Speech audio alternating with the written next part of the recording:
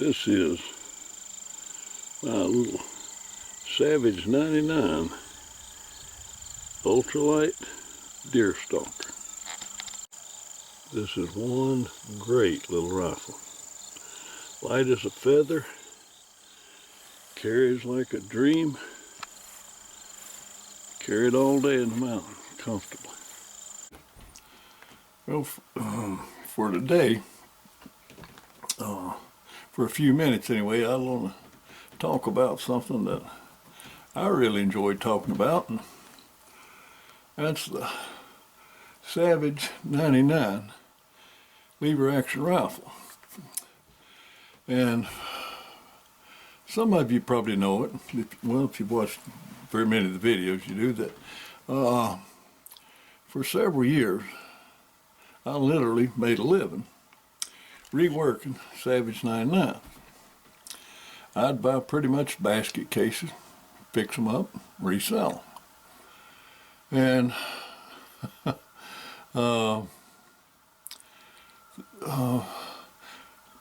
for a while there, I got a lot of static from collectors.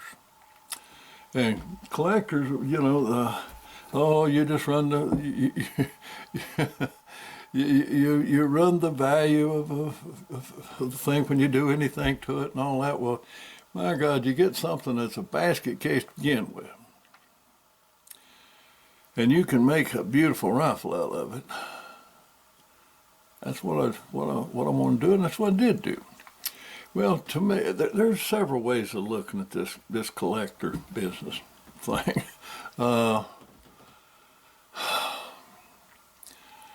A lot of people out there, they just don't care one way or another.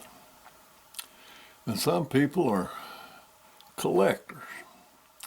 And to a lot of them, if it come out of the factory, it's religious. It's sacrilegious to do anything to any kind of a gun that changes the way it come out of the factory.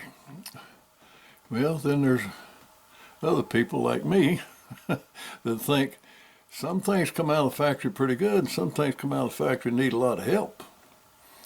And just to me, this is me, I don't, I've already had every kind of a comment that you can think of, so you probably can't think of something to comment that I hadn't already heard, but nevertheless, just because it come out of the factory don't mean it's sacrilegious to do something to it. If it needs help, it needs help. If it come out of a factory and it's a good product, then it's a good product. And it probably don't need anything. But if it comes out of the factory in dire need of help, then what's wrong with helping it? Nothing as far as I'm concerned. But anyway, there's a whole lot more hunters than there are collectors, evidently. Because I'd buy these Savage 99s, and I'd fix them up and put them on the market and sell them, and I started getting complaints from collectors that I was selling my ordinary common model of the 99 for far more than they could sell their prize collector's model for.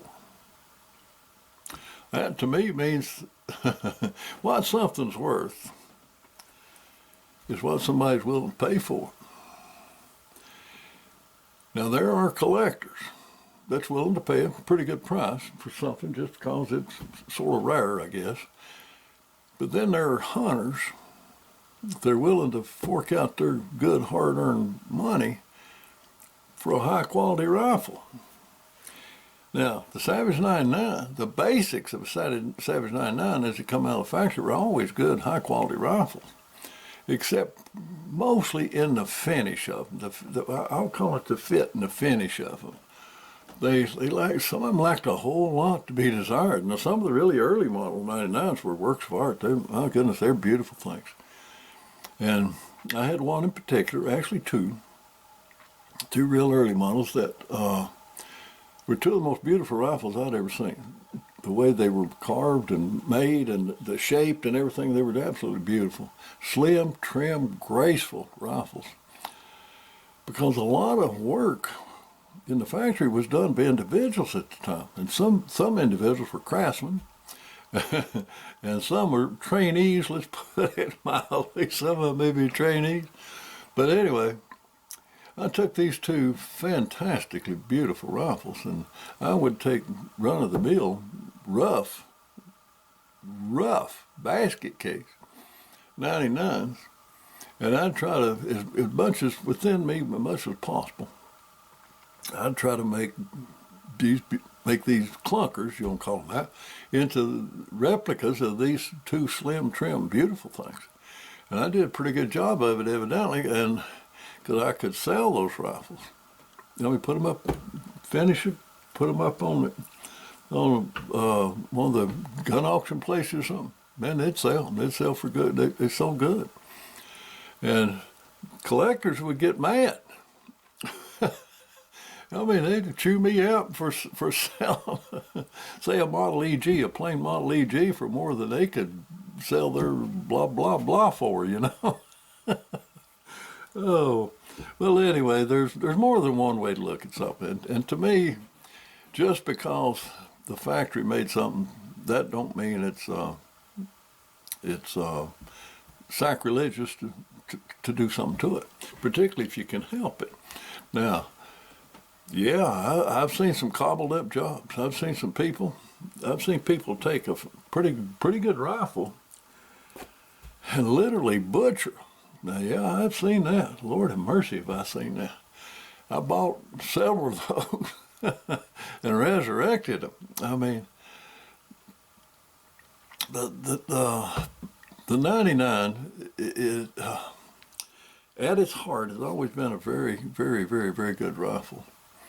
And as far as generally speaking, the metalworks and stuff of that part, they were always good. It was mostly in the fit and finish, and particularly the stocks and things of that nature that they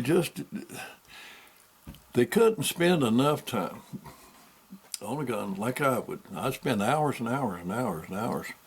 On average, the finish that I put on any of my 99s that I sold had an average of probably 90 coats of hand-rubbed oil on it. Well, that took a long time. That took several months. Well, the factory couldn't afford to do that and sell them at any they go broke. They couldn't do that. But I was just doing one, I'd finish that and do another one, put it up, and there were enough people out there that wanted a really fine rifle that I'd sell them as I'd get them finished. But my God, if I started turning out hundreds of them, I'd be sitting around a while waiting on that right person to look for or to buy them. But nevertheless, a lot of 99s went through my hands. And I didn't keep, I think I've only got 4. I think 4 still. I'm not a collector. To me, now this is just my personal way of looking at things. To me, these rifles, any rifle basically, was made to be used. And yeah, there's a place for collections. There's a place for collections of fine rifles. And a place like the NRA Museum or the Cody Firearms Museum, Cody, Wyoming, it's nice to go in there and see some absolutely exquisite, beautiful rifles, some real collector pieces. But when something ceases to be made, like the 99 is, then collectors start just buying them up, and put them in a gun safe, and these are fine rifles, made to be used, made to be hunted with. Now, a collector has every right to do what he wants with his money. He can buy the guns, put them up in a safe, and he can have hundreds of them, and if he gets enjoyment out of it, that's fine for him. But who else gets enjoyment out of it? Precious few. So, to me, I would rather than, I'm not much on collecting. I like using guns. I like good rifles, good guns, take them to the field and use them. To me, that's what they were meant to be done with, it is used, not just to put them up in the safe and from hardly ever see the light of day again. Just seems like a shame to me. Take a fine rifle and doom it. Spend eternity in a safe somewhere, just locked away. I mean, I'd just see them out here carried around in the cold, wet, rainy woods as to be locked away and safe. But that's just my way of saying it.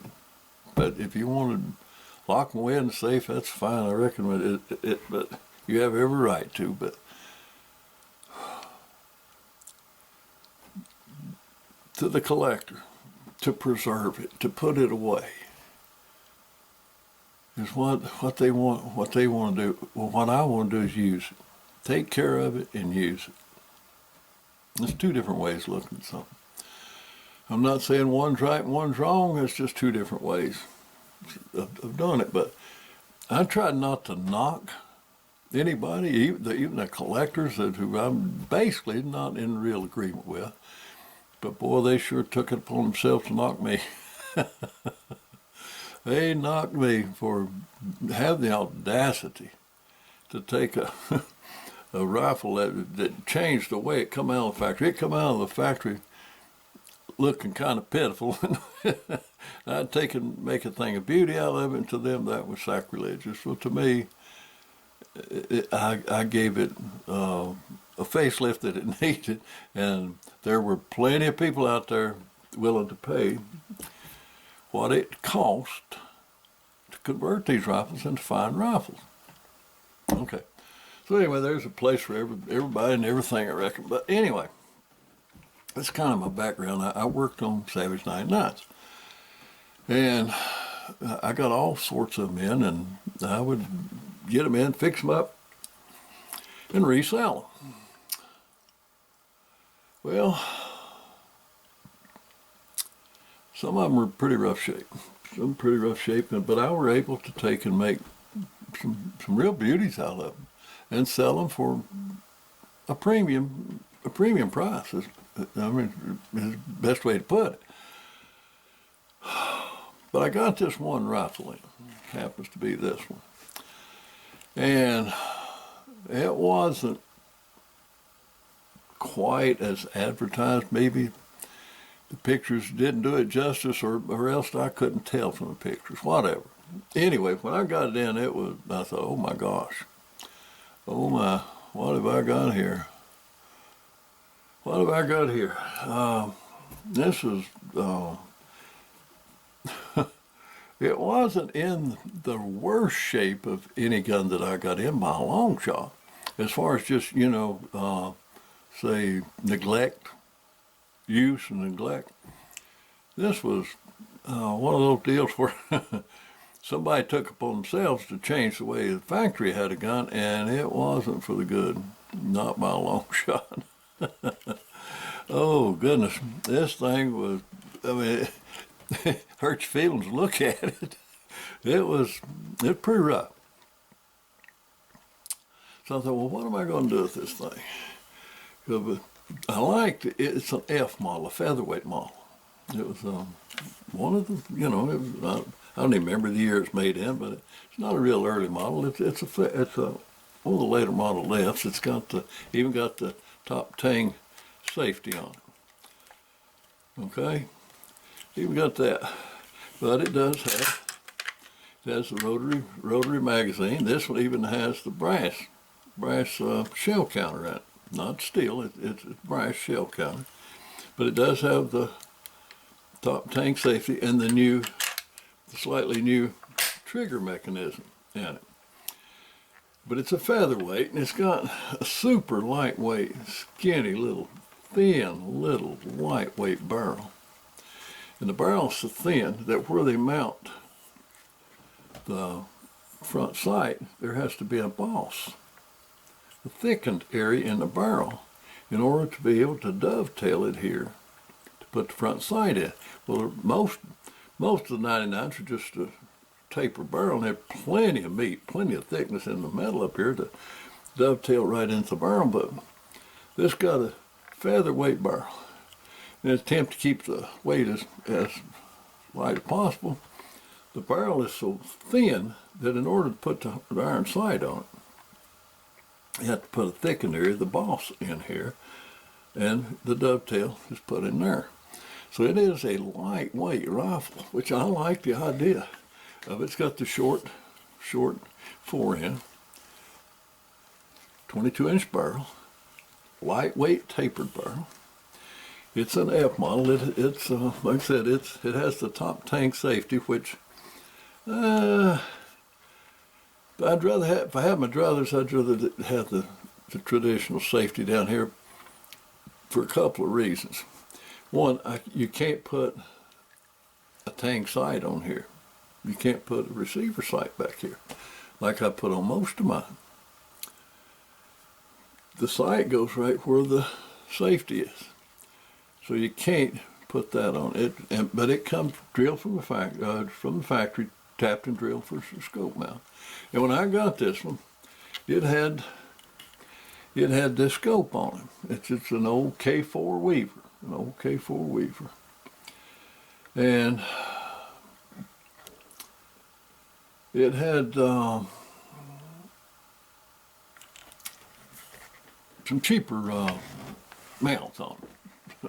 Little aluminum mounts on it. Well, I took those off and I put Leupold mounts on it. Put Leupold one-piece bases on it, Leupold rings. But I kept the old K4 Weaver scope. Actually, it has some really high quality optics in it.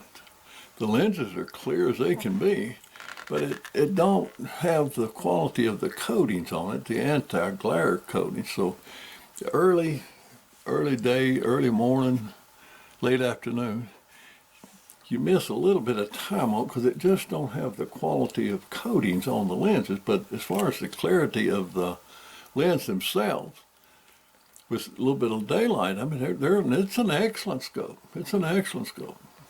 So I kept it on here. So what I decided to do with this rifle, it had so many things wrong, including several dents, bangs in this little thin barrel that kept it from being something that I'd want to resell. So I thought, this little rifle, I'm going to keep for myself. I'm not going to resell this thing. I mean, it's got attributes that I like. That it's thin, lightweight barrel. It's a featherweight rifle. It carries fantastic. But its biggest problem was back here. Heavens to Betsy, somebody had taken the steel butt plate off of it, and they had put this big old thick ventilated shotgun recoil pad on it.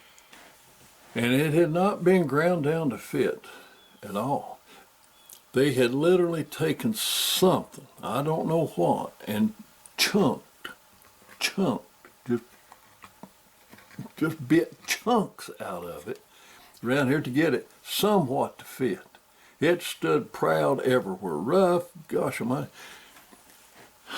It looked like they'd taken a pair of hoof nippers that I'd use on my horses when I'm trimming my horses' feet. That's what it looks like. They'd taken a pair of hoof nippers and tried to nip this awful, ugly recoil pad.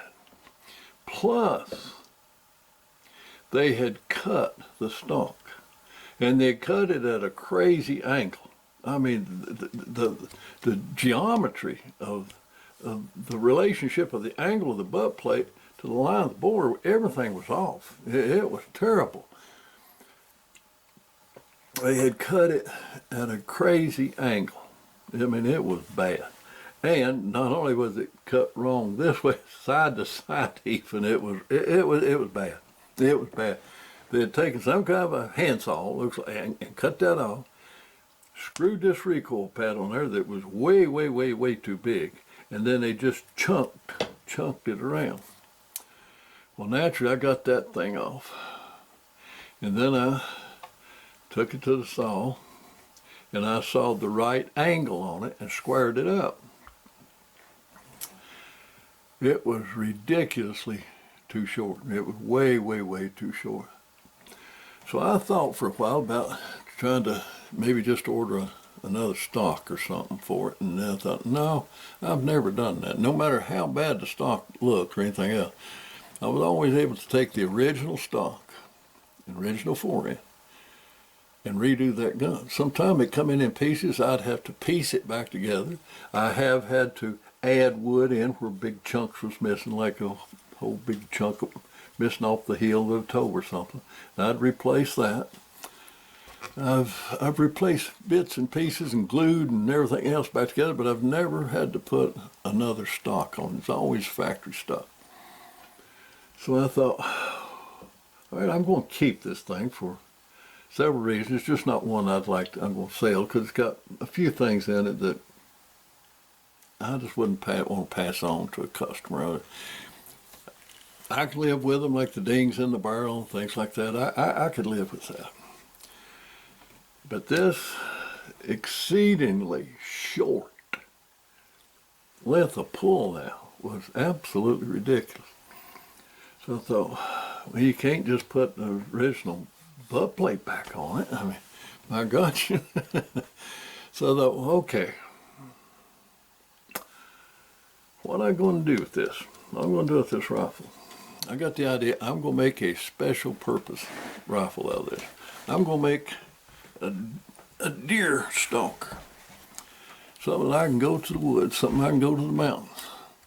And I can walk all over the mountains still hunting, which is what I really like to do. That's my favorite way to deer hunt.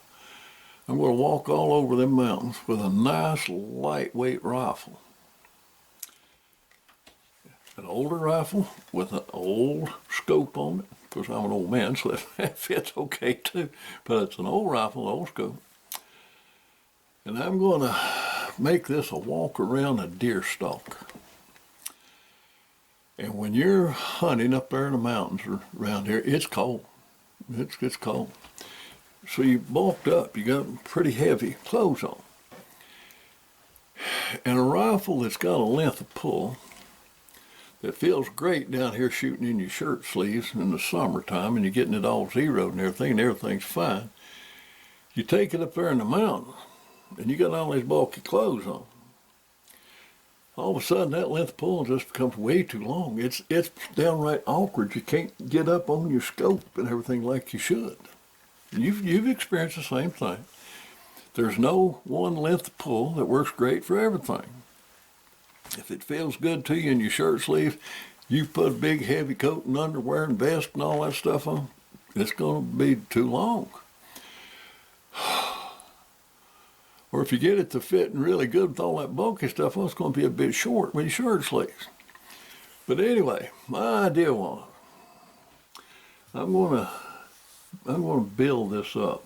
I'm going to build this up with hard rubber spacers and a hard rubber butt plate. I'm going to build this up. It looks funny. So this, by building this up with several thickness and layers of this hard rubber spacer material, it makes kind of an odd looking gun. I mean, you look at that and you know that ain't factory. You know that ain't factory. But would I have deliberately designed a gun to do this? Probably not. But I took a gun that had already been, copped. I mean, it was cobbled up. But I thought I can make a fantastic mountain deer stalking rifle out of this. Now, The length of pull on this is approximately a ½ inch shorter than the standard length of pull on 99. It's kind of short. When you pull it up here, it's a little bit short, but actually it feels pretty doggone good with your shirt sleeves on. With this lower powered scope, it's got a long eye relief. It actually feels good, believe it or not. But in the winter, when you got all them heavy clothes on, it's wonderful. It's wonderful. It is a perfect deer stalking, mountain rifle, carrying through the mountains, stalking deer, get in there amongst them, trying to roust them out of their cover, find them where they live. This is a great rifle for that. It's a featherweight, it's light, it's comfortable, it carries like an absolute dream. It handles fantastic. And with all those bulky clothes on and you're up there, it works wonderful. I didn't start out to do that. And if it had the original steel butt plate and all that on, of course I wouldn't have shortened it to make the rifle that it is. But am I glad that it come in all cobbled up and I had to do something with it to make a serviceable rifle out of it? You better believe it. Because it's turned out to be one of my absolute favorite rifles for carrying around in the woods. Well, I got several rifles that I like to carry, but I absolutely love to carry this little rifle, this little lightweight featherweight Savage 99 with that kind of odd looking buttstock on it.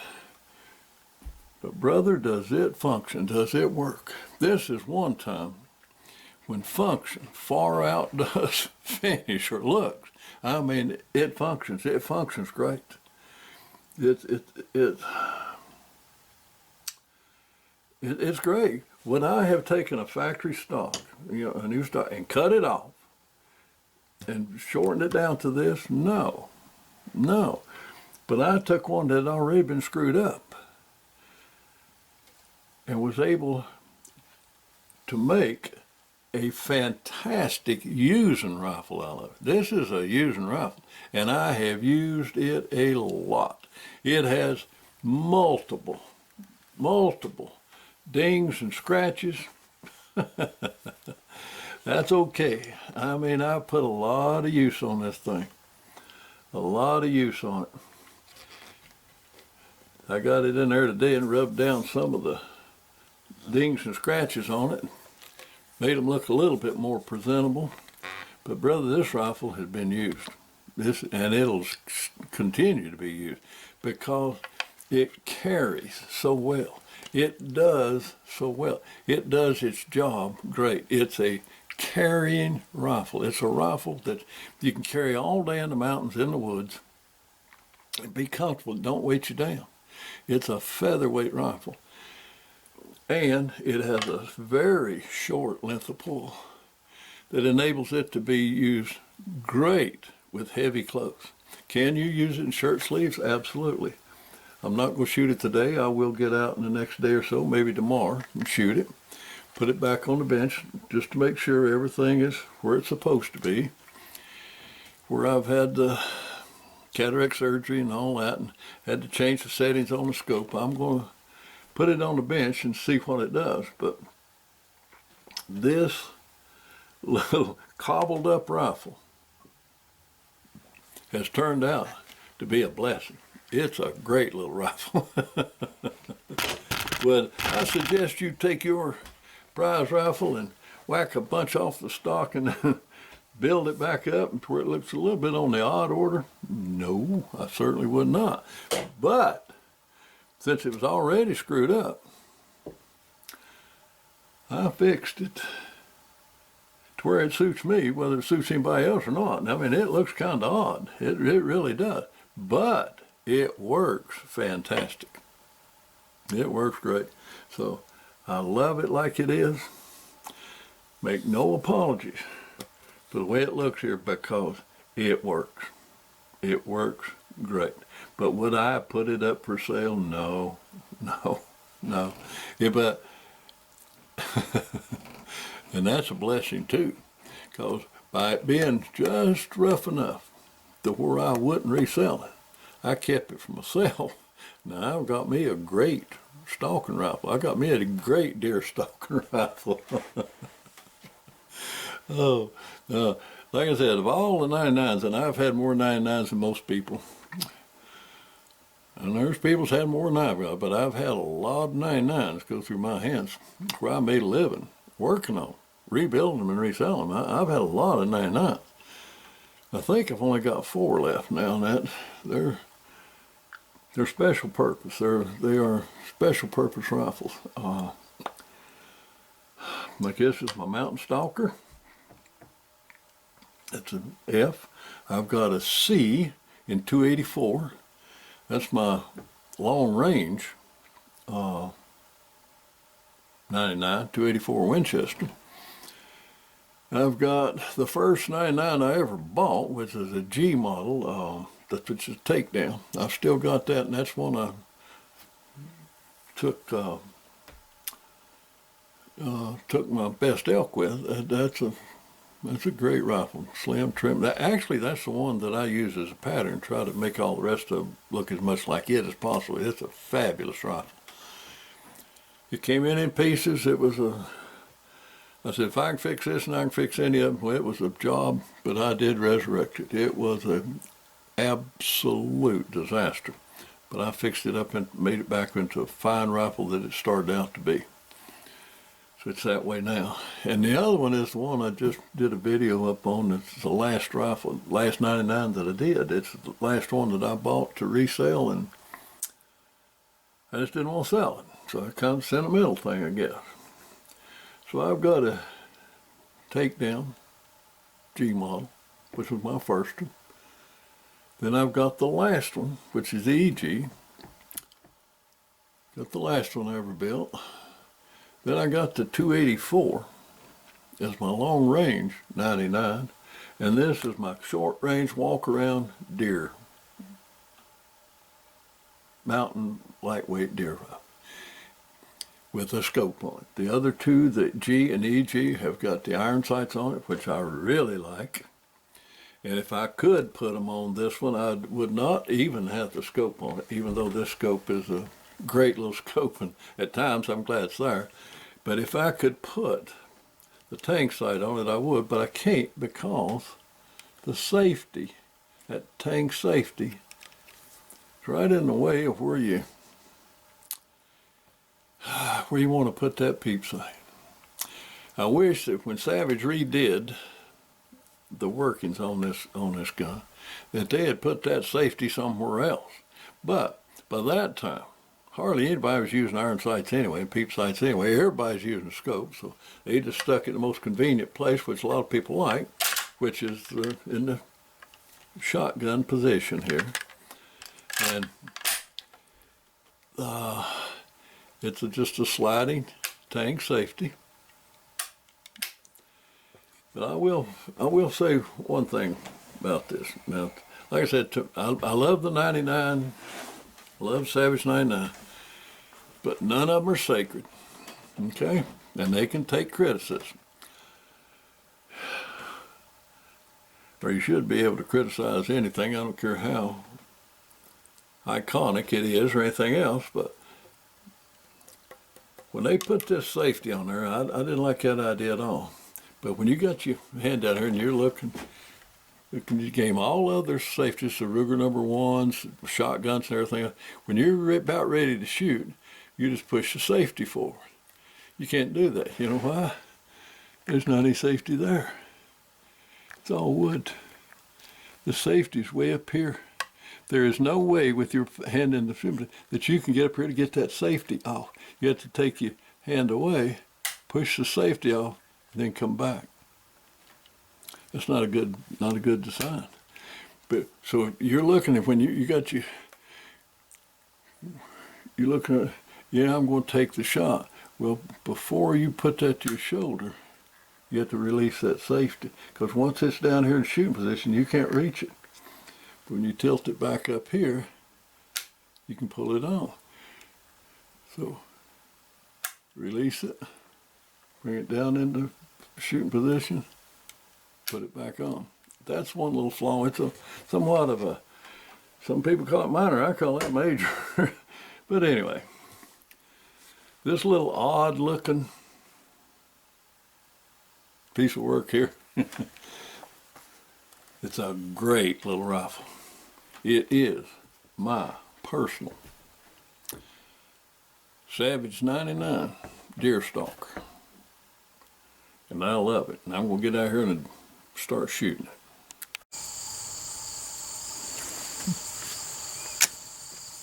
Well, got right here to do a little shooting today with my Savage 99 deer stalker. Yeah, it looks kind of strange with the built up butt plate on it, and it's very short length of pull. It's only got a 12 3/4 inch length of pull.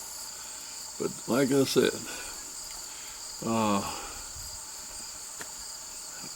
back when I was building or working on 99s and selling, when I got this one in, it just had so many things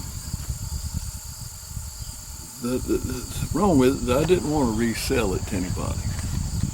But like I said, after giving it some thought, my gosh, man, you got the opportunity here to build you the perfect walking around through the woods deer stalking.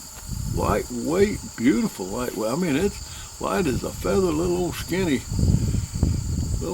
barrel, light as it can be. So it was a blessing that it was all screwed up when I got it, because now it's it's a fabulous walk around through the woods deer stalking rifle. I've used it many times. It's taken its share of deer, and I beat it up a little bit, but that's okay because that's usable. I love this thing. Now I'm going to shoot today. I'm going to shoot the old standby load that I've shot 99s over the years. As many 99s as I have went through my shop. I had a generic load that I shot all of them with, so I'm going to shoot that. Then I'm going to also shoot the load that new, or new to me, the last 99 that I kept, that I made a recent video on, that EG that did not like that generic load, and I worked up a very accurate load for it, so I'm going to try that load in here too. But so they got me a target set up at 100 yards, and let's do a little shoot.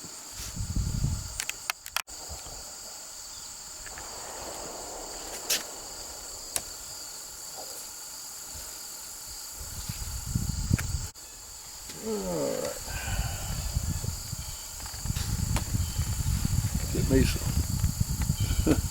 Get me some earplugs on here.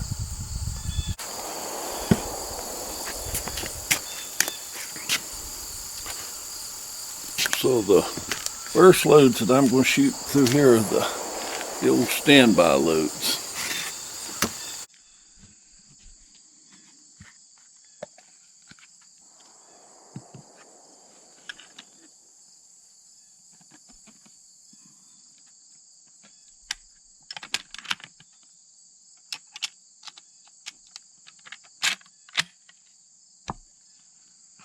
Let's just see.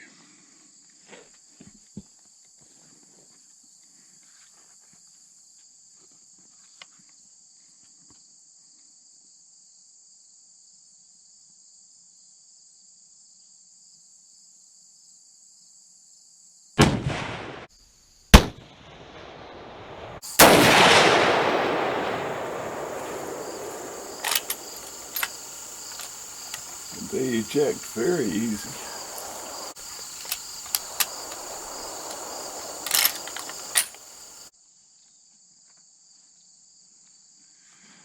Number 2.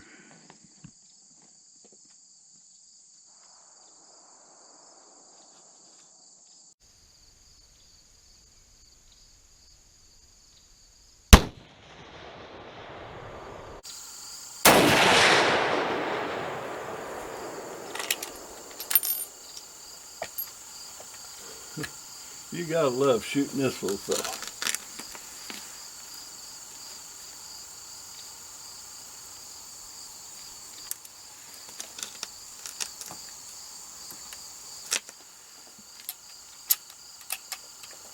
Shooting 3 pretty fast because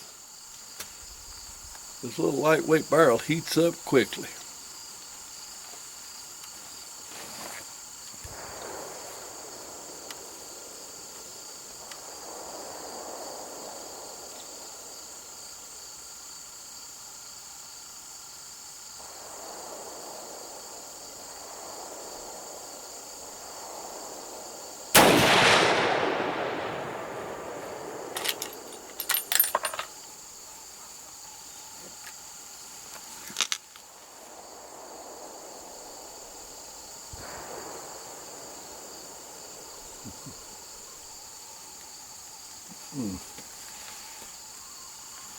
Let me try one more. If that first one's out of the clean barrel, and hit off just a little bit. So let me try this one.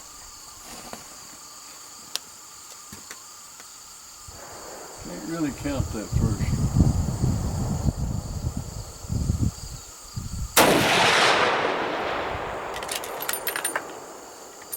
Well, they just eject so easy.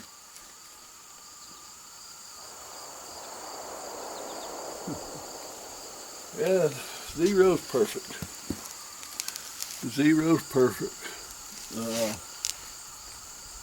For what it is, it's about 2.5 inches high, 100 yards. That's really good. Love this little rifle. Now we're going to let it cool down because that barrel's going to have to be almost completely cold before I try those other loads in there to compare them to this one. But right now, oh, I like this little wood stalker. It don't it don't matter if it's got this kind of an odd looking butt plate on it. Oh, its positive attributes far exceed that little blemish right there. Now, like I said, this rifle is a deer stalking, a wood stalking gun. It's a woods gun. And back in the day, 2 3/4 or 2.5 to 2 3/4 power scope, fixed power scope. That was what a lot of people around considered the eastern woods, or woods power. And foreign power, like this one, was considered ideal all around. It wasn't perfect in the woods. It's okay out in open woods, but when you get real close in the brush, it's a little bit too much power. Yet it's still got adequate power for somewhat long range. So 4 power was your all-around scope, and 6 power was your ultimate. I mean, that was your way out there, long range thing. Then somewhere around an 8, 10, or even a 12 power was your long range varmint. So anyway, by having this 4 power scope on here, it don't make it absolutely ideal for heavy brush. But if I'm going to go an area that I know that's woods, it's wooded country, but it's not just thick woods, then I love to take this gun. But if I know it's going to be super thick, I'll take something else. Either if it's a scope rifle, it'll have 1.5 to 5 power scope on it. But generally speaking, I'll take a iron-sighted, a peep-sighted gun into that really heavy cover. But like I said, this is the scope that came on this old gun. It's like me, it's old, and but it's still quite serviceable. Still quite serviceable. But to make this gun ideal, to make it ideal all around, deer or big game rifle, carrying around big game rifle, I'd like to have a 1.5 to 5 little pole scope on this thing. And I probably should have done that back before I retired and got saddled with a really low fixed income. I probably should have done that, but I didn't. So this is fine. I mean, it's great, but to make it ideal, a 1.5 to 5 little pole would be fabulous on this rifle. I mean, it would be King Farouk. It would be great for up close and personal with no well heavy brush, and it'd still be adequate for long range way out there. It's an awesome little rifle, and to make it ideal, all it would need is something like that 1.5 to 5 little pole. But at my age, 80 years old, living on a fixed income, we might could put that money to better use. I just can't justify, as much as I'd put one on, like put one on there, I just can't justify that. So anyhow, it's awesome like it is, and everything except heavy brush. And I like to hunt heavy brush, by the way. I'm a believer that heavy brush is the home of the big boys, so I do spend an inordinate amount of time hunting heavy brush. But I'm in an area that I know that it's pretty much open woods, not eat up with heavy brush. This is a gun I take. Love this little rifle, and it's pretty doggone good, just like it is. But to be absolute ideal, that 1.5 to 5 would make it that. But maybe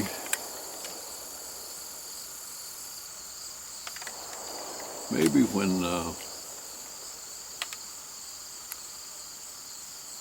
I ain't out of hunting anymore.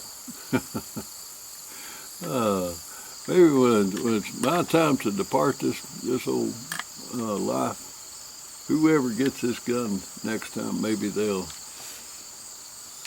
appreciate what it is. I'll probably even leave a note about what it is and what it's for. And whoever might come by this, put you 1.5 to 5 on it, and it'll be ideal for everything.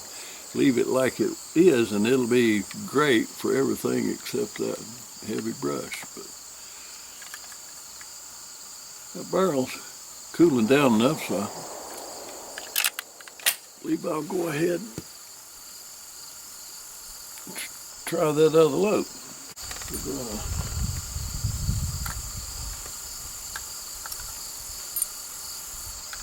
Try a few of that load that worked out so good for that EG.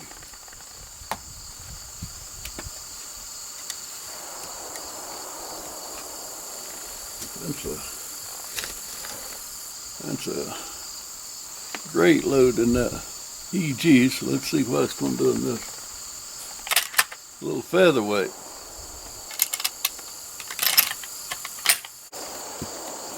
Okay, let's see what she'll do.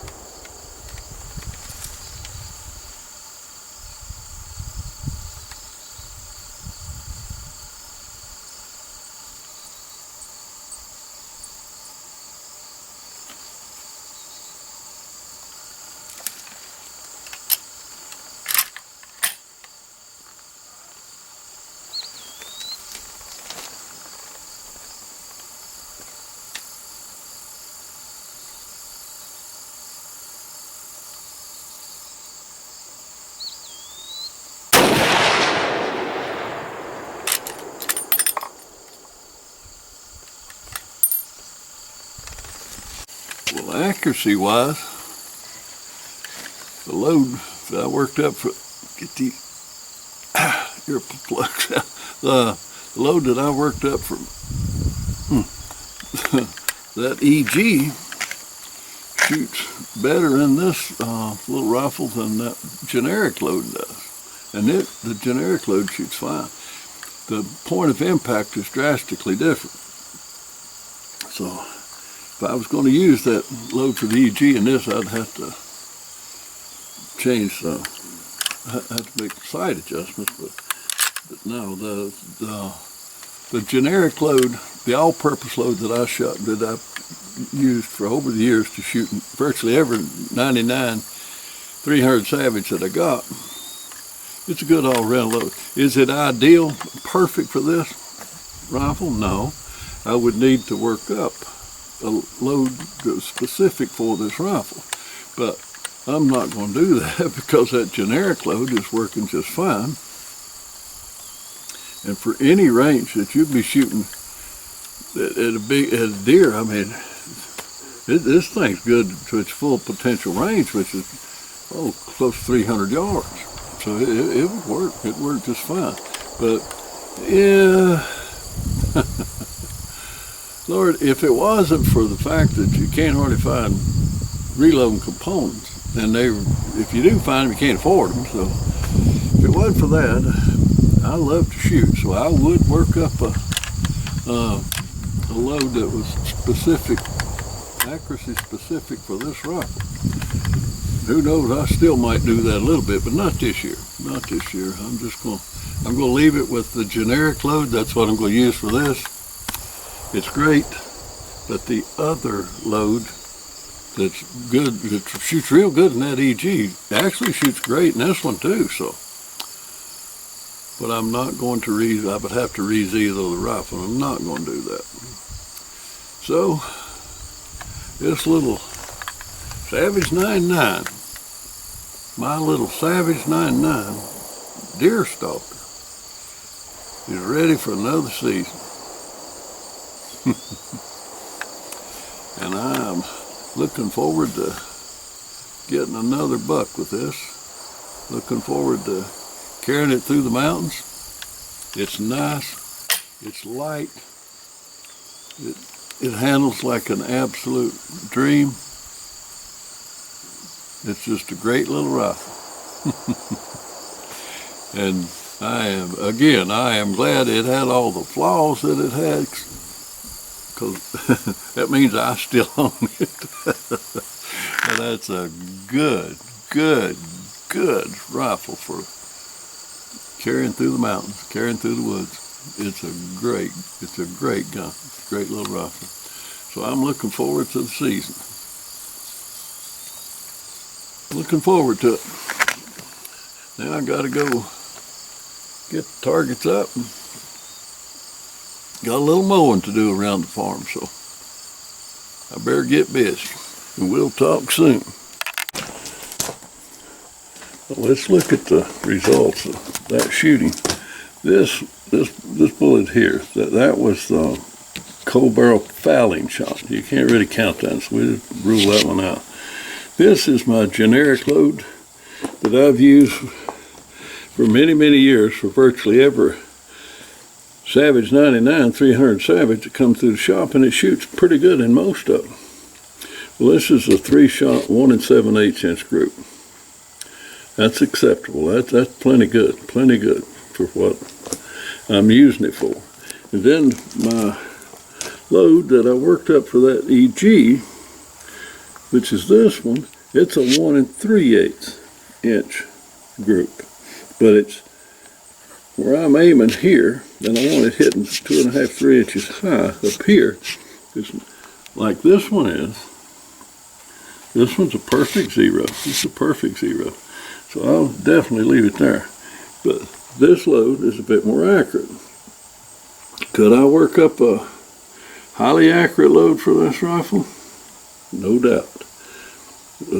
A load specific to that rifle. Could I? Absolutely. This little rifle is capable of great accuracy. Great accuracy. 1 7/8 with a catch-all load. 1 3/8 inch for a load that just happens to work better, a little better than another rifle. So, yeah, this little rifle is capable of extreme accuracy, and I will get around, no doubt, to working up a load that's specific to it. But for the time being, we'll stay with the load that generic load and use it this year. But we will get around, no doubt, to working up a specific load for this rifle. Seeing as these days I'd only have 4, I might as well work up a load that's great for each one of them. Rather than when I was running tons of them through my shop, I had to have a load that I could test them all in. That's what that load was. But now, I think I'll just, only got 300, so I've already got a load worked up for one of them, so I might as well work up these next 2. Talk soon.